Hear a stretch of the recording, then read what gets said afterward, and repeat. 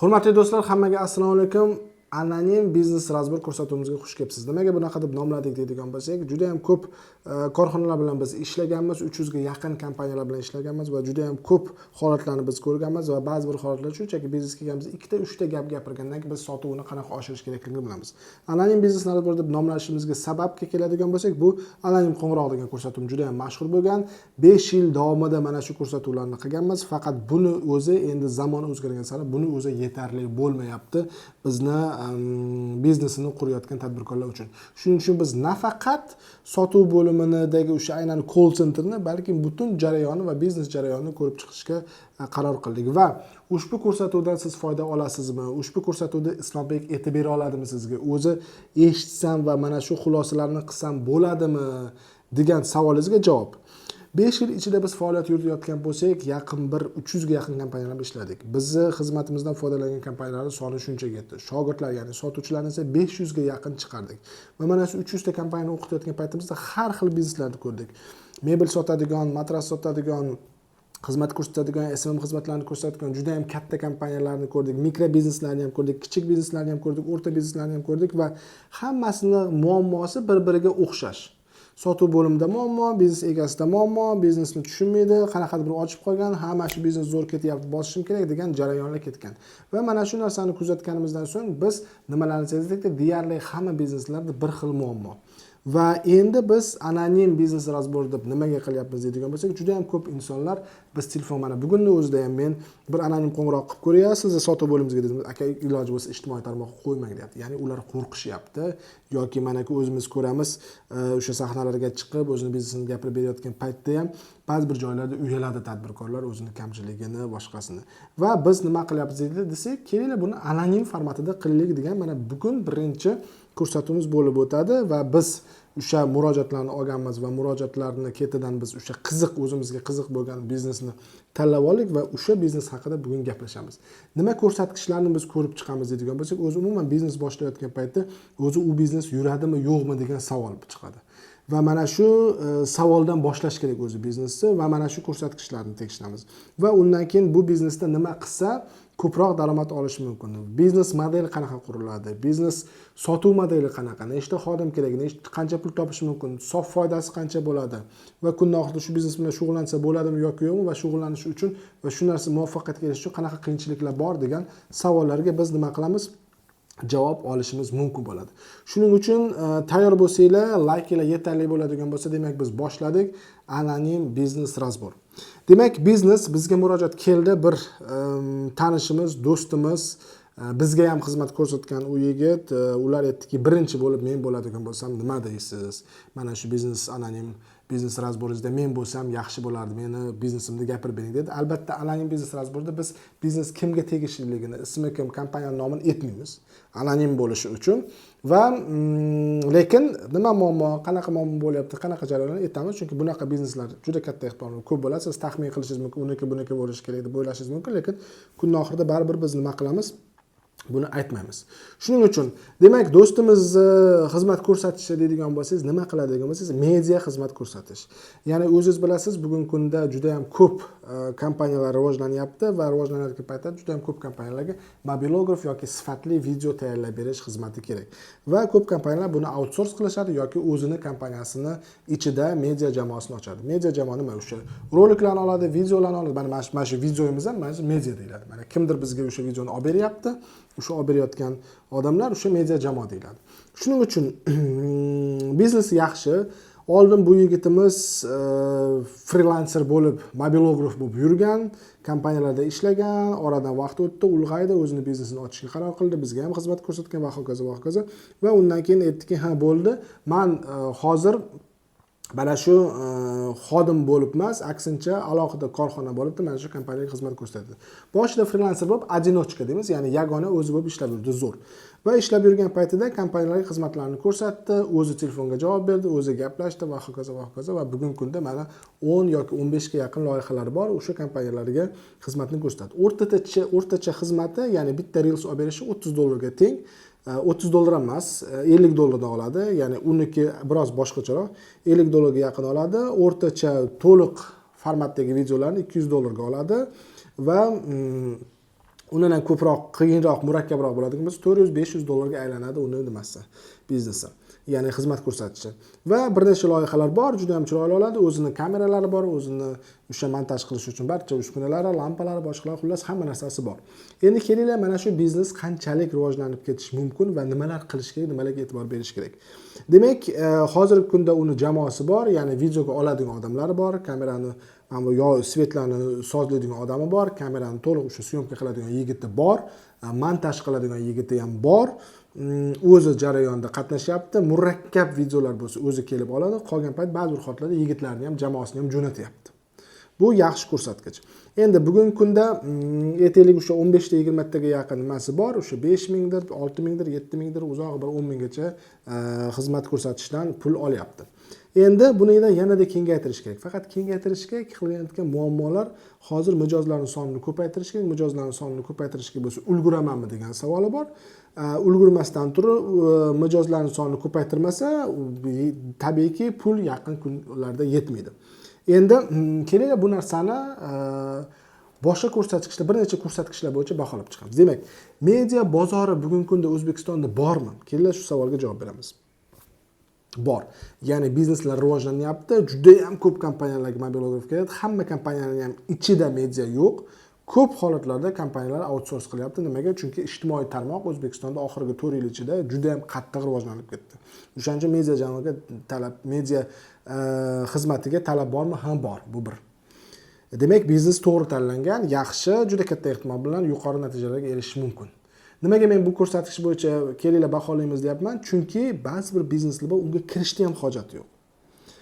Qanaqa bizneslar deydigan bo'lsangiz, misol uchun juda ham arzon xizmati va sotish to'g'ri oson bo'lishi mumkin, lekin xizmat ko'rsatish. Aytaylik, misol uchun parda emas, masketniy setka deylik, pashsha kirmasligi uchun. Sezonni yozda sotasiz, hamma juda ham ko'p odamga sotish qiyin. Har doim borib o'rnatib kelishingiz kerak bo'ladi va buni bozori keng, kattami siz yo'q, katta emas. Shunga o'xshagan jarayon yoki biznes modeli bo'yicha ko'radigan bo'lsak, shunaqa bo'lishi mumkin. Bir marta sotasiz, boshqa sotmaysiz. Lekin bu yerda unaqa emas. Ya'ni davomiy sotsa bo'ladi. Ya'ni biznes modeli, biznesning o'zini genetikasi yaxshi, ya'ni sog'lom, zo'r biznes. Bu biznes bilan shug'ullansa bo'ladi. Shuning uchun shu ko'rsatkichlar bo'yicha baholaydigan bo'lsak yaxshi. Ikkinchisi, rivojlanyaptimi, trenddami degan savolga javob beraylik. Ha, media bugungi kunda rivojlanyapti va yana rivojlanib ketadi. O'zbekistonda juda ham ko'p korxonalar bor, haligacha mediasini yurg'izmaydigan kompaniyalar bor va ular tushunishyapti. Oyda kuniga ko'payyapti va mana shu mediaga talab oshib ketyapti. Etimid tarafida Abu Sahiga boring, boshqa qiling. Abu Sahidagi bozordagi yigitlar ham bir necha bolalar o'zlarining ijtimoiy tarmoqini, YouTube'larni rivojlantirishni boshlashyapti. Bu bundan dalolat. Endi demak, ikkita ko'rsatkich bo'yicha yes qilsa bo'ladi. Endi bu biznes bo'yicha kattalashib, masshtablashib ketsa bo'ladimi? Demak, anonim biznes razborimizda yana bitta uchinchi eng muhim ko'rsatkich bu qanchalik tez va qisqa muddat ichida qanaqa qilib biz masshtablashishimiz mumkin, kengayib ketishimiz mumkin. Bo'ladimi? Ha, bo'ladi. Faqat bu yerda bir jarayon bor. O'sha jarayonlarni inobatga olishimiz kerak. Qachon bular masshtablashib keta oladi? Savol sizlarga va men sizlarga javobini aytaman. Bularni qancha montajori ko'p bo'lsa, shuncha masshtablashib ko'proq loyiha olishi mumkin. Hozirgi kunda montajor bitta. Bitta montajorni nechta loyiha ola oladi desangiz, bitta odam nechta videoni montaj qila oladi. Endi uni mohirligiga ham qarab. Agar u tez montaj qiladigan bo'lsa, demak sifat ozgina oqsaydi. Agar sifatli qiladigan bo'lsa, demak u bir kunda uzog'i 2 ta yoki 3 ta rolik montaj qilib berishi mumkin. Ya'ni reels emas, 10-15 minutlik videoni aytyapman men. Endi ham sifat, ham tez qilib bera oladimi desangiz, ha, faqat unaqa xodim juda katta ehtimol qimmat oylik oladi. Ya'ni ko'p so'raydi va uni ketidan biz uni bera olamizmi degan jarayon bor. Endi bu tarafga nazar soladigan bo'lsak, demak, biznes qachon masshtablashadi? Qachonki buni tez montajyorlarning sonini ko'paytirsa. Montajyorlarning sonini ko'paytirsa, bu xizmatni sotish umuman qiyin emas. Kelasiz, tushuntirib berasiz, aytasizki, mana bunaqa deysiz va sotish oson. Demak, masshtablashga keladigan bo'lsa, qancha montajyori ko'p bo'lsa, shuncha ko'p. Aytaylikdan 5 ta montajyor bo'ladi desamiz, kuniga aytaylik 15 ta montaj qilib, video montaj qiladigan bo'lsa, 15 ta bo'ladi, 15 ta bo'ladi, 5 kira 3 bo'lsa 15 bo'ladi ham. Va kun oxirida bu kuniga 5 ta ola oladi. Bu degani $50 dan agar hisoblaydigan bo'lsangiz, 15 ta 10 tasi qancha bo'ladi? $500 bo'ladi. Kuniga $750 ishlashi mumkin shu yigit. kuniga. Endi oyiga boshqasiga hisoblab chiqasiz. Bu zo'r. Endi keyingisiga keladigan bo'lsak, men nima qilgan bo'lardim? Montajyorlarni ko'paytirgan bo'lardim. Ikkinchi uslubga keladigan bo'lsak, endi montajyoringizni ko'paytirib olganingizdan keyin ertaga bekorga o'tirmaslik uchun sotuvingiz ham shu daraja bo'lishi kerak, yaxshi bo'lishi kerak. Nima qilish kerak deydigan bo'lsangiz, endi boshlang'ich etapda biznes egasi o'zi sotadi, to'g'ri. Faqat uni nima qilish kerak deydigan bo'lsangiz, semen degan texnikani o'ylab topish kerak. Ya'ni media xizmatni sotayotgan paytda nima qilish kerak? Juda ham ko'p odamlar bugungi kunda o'zini xizmatini sotayotgan paytda portfoliosini jo'natadi, unisini jo'natadi, bunisini mana mana qilib beramiz, mana qilib beramiz, mana qilib beramiz, mana qilib beramiz, lekin ko'p kompaniyalar juda ham ko'p xato qilishadi. Bu borada mana agar ko'rgan bo'lsanglar, Dubayda Traffic Media degan kompaniya bor. Yoki mana ijtimoiy tarmoqlarda juda ham mashhur bo'lib ketgan bitta qiz bor, Amani degan qiz, cold calling, ya'ni sovuq qo'ng'iroqlar qiladi va o'sha qo'ng'iroqlarni qilayotgan paytda aynan marketingda, aynan o'sha social media marketing deydi, ya'ni ijtimoiy tarmoqdagi sizni marketingingizni rivojlantirib beramiz bizni jamoamiz deydi va u doim beradigan offeri, ya'ni taklifi nima? Doim u semen beradi. Ya'ni sotishdan oldin u bepul tatib ko'rishga, meni xizmatimni tatib ko'r deydi. Nima qiladi siz? Masalan, ijtimoiy tarmoqni ko'rib chiqdim, zo'r videolar qilarkansan, lekin seni videolaring juda ham ko'p prosmotr baland, boshqa qilib berishimiz mumkin deydi. Bu joyda yo kerak emas, meni media jamoam bor yoki men kompaniyam ishlayman, kerak emas dedi. U aytadiki, yo'q, qaysi kompaniya bilan ishlayver, muammo yo'q. Keling, unda mamnun qilamiz. Men seni ishxonangga boraman, o'sha mahsuloting yoki o'sha ofisingni shunaqa zo'r syomka qilib beraman. Bitta video pul to'lamaysan, yoqqandan keyin gaplashamiz, bo'lmasam yo'q dedi. Ya'ni mijozni shunaqa zo'r ushlab oladi, bo'ldi, gap yo'q. Ya'ni o'sha sotuvning eng muhim nuqtasiga olib kelib oladi. Olib kelib olgandan keyin sotadi. Ya'ni mana shunaqa strategiyani qurgan bo'lardim mana shu yigitimizni biznesida.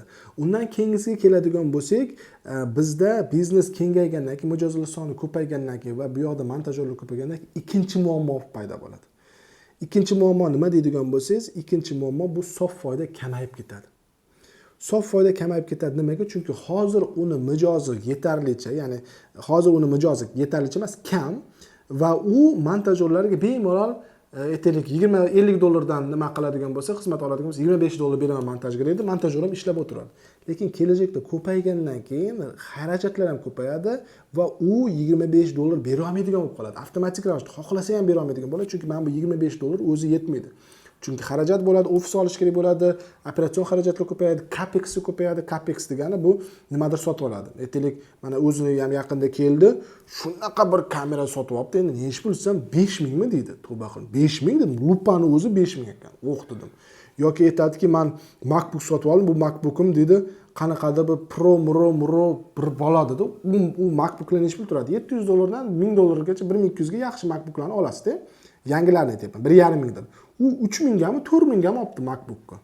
Boshqachasini olgan. Oddiy MacBookka o'xshaydi. Air emas, Pro'ni qanaqadir bir ichini bir tuning qilingan variant ekan. Shunaqa MacBooklar ham bor ekan. $3000 ga olibdi. Endi nimaga uni oldingiz? Montajni zo'r qiladi, deyapti. Bo'ldi, okey, zo'r. Capex bu. Ya'ni u qancha kengayishni xohlasa, tezroq kengayish bo'lsa, shuncha capex ko'payadi. Capex, yana bir marta aytaman, bu bir martalik qilinadigan katta xarajat. Ishxonaga mebel yoki qanaqadir biznesingizga mashina yoki nimadir olasiz, o'sha mashinani o'zingiz ishlatishingiz emas, biznesingiz uchun aytaylik, tarqatuvchi qanaqadir mashina oladigan bo'lsangiz, bu capex. Yoki ofis olasiz yoki arenda olasiz, masalan, o'quv markazi yana keyingi tochkasini ochaman deydigan bo'lsa, u capex bo'ladi, xarajat qiladi.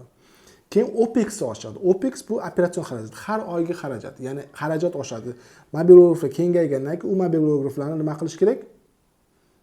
To'ppa-to'g'ri qaysidir joyda jamlash kerak bo'ladi. Mana shunga o'xshagan xarajatlari ko'payadi va ijtimoiy tarmoqlarda reklamasini boshlash kerak. Chunki montajyorlar yetarli, sotuvni esa oshirish kerak bo'ladi. O'shaning uchun mana shu KPI ni biznes modelni to'g'ri qilib olish kerak. Mana agar yarim 50-50 ishlayman deydigan bo'lsa, kelajakda qiynaladi. Mana shu 50% dan u hamma xarajat qilgandan keyin kun oxirida o'ziga qoladigan sof foyda 5% yoki 3% qiladi. U ham soliq ketib qoladi. Keyin qarasa u umuman foydaga ishlamayapti bo'ladi. Sotuvimni ko'paytirsam yoki mijozlarning sotuvini ko'paytirsam, ko'proq pul topargan, shunda yaxshi bo'lar ekanman deydi, lekin juda katta ehtimol bilan yaxshi bo'lmaydi, chunki qancha ko'paygan sari shuncha xarajat ko'payaveradi.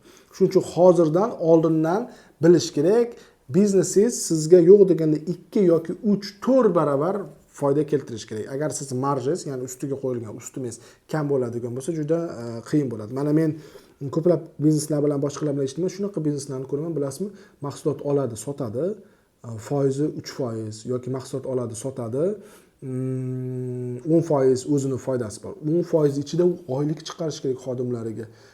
ijarasini yopish kerak, yana reklamasini yopish kerak. Xullas bir 25, 30, 40 milliard оборот qilish kerak. O'shanda unga nimadir o'ziga nimadir qoladi.